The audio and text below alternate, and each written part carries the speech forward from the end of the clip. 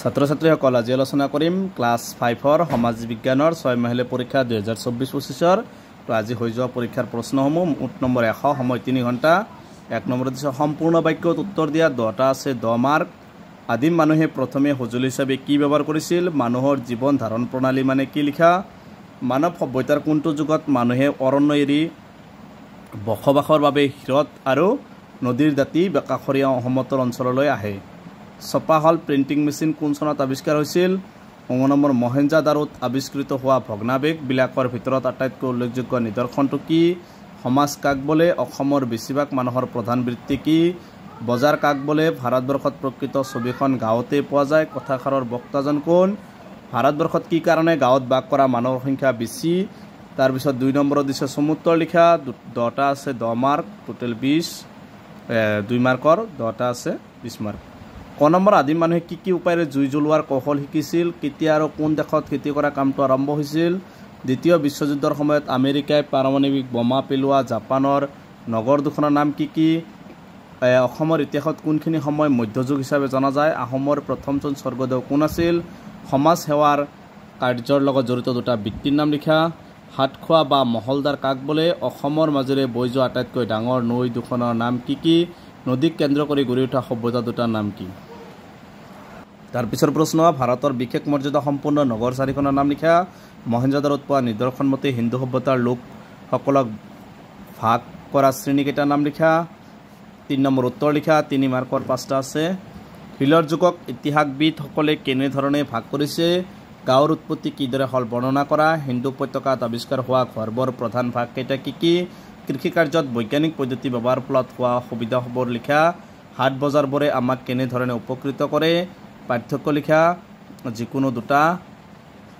6 mark আছে স্থায়ী বজাৰ আৰু অস্থায়ী বজাৰ বুৰঞ্জী আৰু ইতিহাস পুৰণি কৃষি পদ্ধতি আৰু নতুন কৃষি পদ্ধতি 5 নম্বৰ সমুটুকা লিখা যিকোনো দুটা 3 2 গুণ 6 মাৰ্ক আছে হিন্দু উপত্যকাৰ সভ্যতা ধাতুৰ ব্যৱহাৰ উদ্যোগৰ পৰস্পৰ নিৰ্ভৰশীলতা মানুহক কিয় সামাজিক প্ৰাণী বুলি কোৱা হয় 6 নম্বৰ দলবদ্ধভাৱে জীৱন যাপনৰ ফলত আদিম মানুহৰ কি সুবিধা হৈছিল লিখা নাইবা চকাৰ আৱিষ্কাৰ আৰু গুৰুত্ব সম্পৰ্কে এটি বিৱৰণ লিখা তাৰপিছত 7 নম্বৰ অঞ্চলভেদে সামাজিক জীৱন ভিন্ন কিয় হয় লিখা নাইবা অসমৰ ভৈয়াম অঞ্চলৰ গাঁৱৰ মানুহৰ তাঁতশাল আৰু কুটিৰ শিল্পৰ বিষয়ে এটি বিৱৰণ লিখা 8 নম্বৰ গুৱাহাটী মহানগৰত দেখা দিয়া 3টা গুৰুত্বপূৰ্ণ সমস্যাৰ বিষয়ে লিখা 9 নম্বৰ খালী ঠাই পূৰ কৰা দেশ নদীৰ পাৰত হিন্দু সভ্যতা উদ্ভৱ হৈছিল 6 মাৰ্ক আছে 6টা ইৰাকৰ পুৰণি নামটো কি এইটো মেছ'পটেমিয়াম হ'ব লাগে সমাজৰ প্ৰাথমিক গোটটো পৰিয়াল মানৱীয় সামাজিক প্ৰাণী হিন্দু সভ্যতাত আৱিষ্কৃত ঘৰবোৰত চিমেণ্ট হিচাপে ব্যৱহাৰ কৰা পদাৰ্থবিধৰ নাম হৈছে জিপছাম উত্তৰ পূব ভাৰতৰ ৰাজ্যৰ সংখ্যা কিমান 8খন 10 নম্বৰ শুদ্ধ নে অশুদ্ধ লিখা 5টা আছে 5 মাৰ্ক প্ৰাকৃতিক সম্পদ আৰু সৌন্দৰ্যৰ ফালৰ পৰা অসম এখন মনোমোহা ৰাজ্য নহয় এইবিলাক শুদ্ধ নে অশুদ্ধ লিখিবা তেতিয়া ভৈয়াম মানে হ'ল অসমান মাটিৰ অঞ্চল বাকী এটা চাবা প্ৰশ্নকেইটা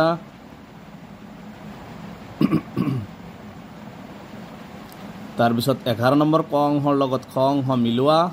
মিলনকেইটা চাবা ক অংশৰ লগত খ অংশ মিলাব দিছে 12 নম্বৰ ইংৰাজীৰ পৰা অসমীয়া প্ৰতিশব্দ লিখা যিকোনো 6টা ফাৰ্মাৰ মানে কি খেতিয়ক ওয়েৰ ভাৰ মানে কি বিনয়কাৰী টেইলৰ মানে কি দৰ্জী লয়াৰ মানে উকিল টিচাৰ মানে শিক্ষক পুলিচ মানে আৰক্ষী লেবাৰ মানে শ্ৰমিক ফেক্টৰী মানে উদ্যোগ ডিজাৰ্ট মানে মৰুভূমি কেমিল মানে উট 13 নম্বৰ প্ৰকল্প ধান খেতিৰ লগত জড়িত চাৰিবিধ সঁজুলিৰ নাম ফটোসহ উল্লেখ কৰি যিকোনো দুবিধ সঁজুলিৰ বিষয়ে লিখিব দিছে এইটো আছে 15 মাৰ্ক গতিকে এইকেইটা আছিল ক্লাছ 5ৰ সমাজ বিজ্ঞানৰ আজি হৈ যোৱা 6 মাহিলী পৰীক্ষাৰ প্ৰশ্নসমূহ গতিকে আজিৰ ভিডিঅ'টো এখানেই আপোনালোকে ভিডিঅ'টো লাইক কৰিব চেনেলটো ছাবস্ক্ৰাইব কৰিব থেংক ইউ